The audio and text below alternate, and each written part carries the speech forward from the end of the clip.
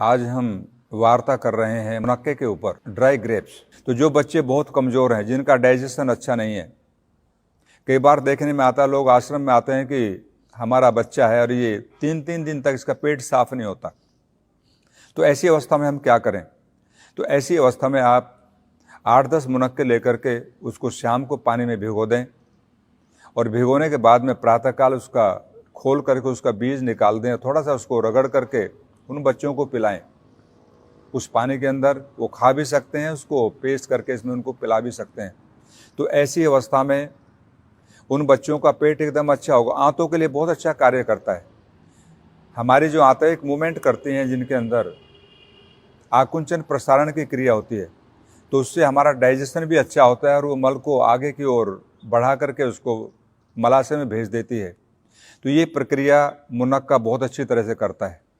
तो बच्चे जो कमज़ोर हैं, जिनका डाइजेशन अच्छा नहीं है, जिनका पेट साफ नहीं होता, ऐसे सभी उन बच्चों को आप मुनक्के का प्रयोग कराएं। जो ये मुनक्का बहुत ही अच्छी चीज़ है और ये निर्दोष है, कोई इसका साइड इफ़ेक्ट नहीं है।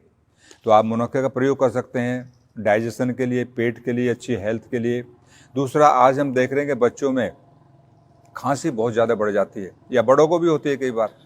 तो ऐसी अवस्था में आप 6-7 मुनक्के ले लीजिए और खोल के उसका बीज निकाल दें और गरम तवे के ऊपर रखकर थोड़ा उसको हीट करेंगे और फिर काली मिर्च का थोड़ा पाउडर लेकर के उसके ऊपर डाल दें हल्का हल्का, और मध्यम गरम इसको आप खाएंगे तो आपकी खांसी को तुरंत ठीक करता है।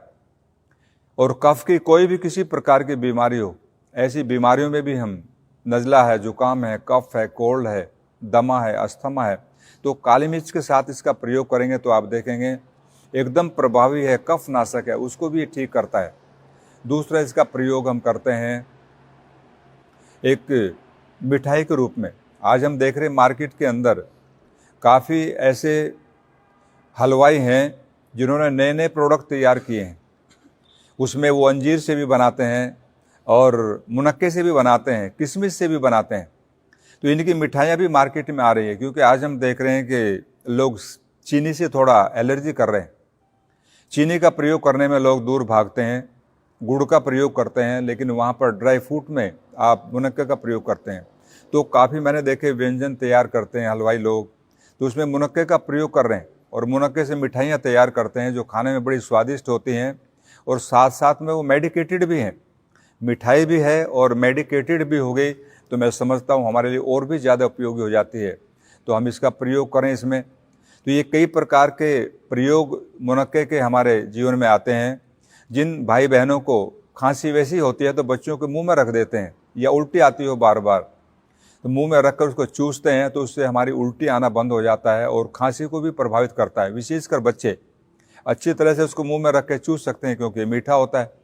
तो मीठी कोई भी चीज़ बच्चों को बहुत ही अच्छी लगती है और उनके मन को भाती है, तो प्रयोग कर लेते हैं इसका। तो मैं चाहूँगा देश के अंदर जो भी भाई बहनें इन सब रोगों से ग्रस्त हैं, वे इसका प्रयोग करें और प्रयोग करते अपने आप को अच्छी हेल्दी बनाएं।